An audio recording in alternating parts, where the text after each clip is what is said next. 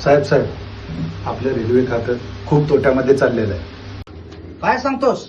Railway खातं तोट्यात चाललंय?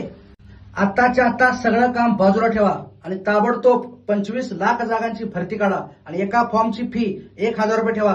1,000 गुणिले 25 लाख किती झालं? 250 ते 300 कोटी रुपये झालं. तामिळनाडू पोरांची परीक्षा ही काश्मीरच्या केंद्रावर टाका.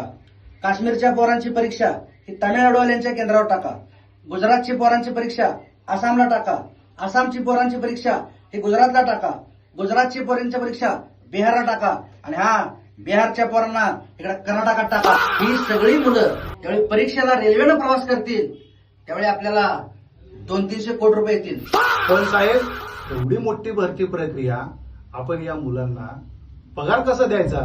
अहो, पगार द्यायचा विषय येतोच कुठे? म्हणजे काय?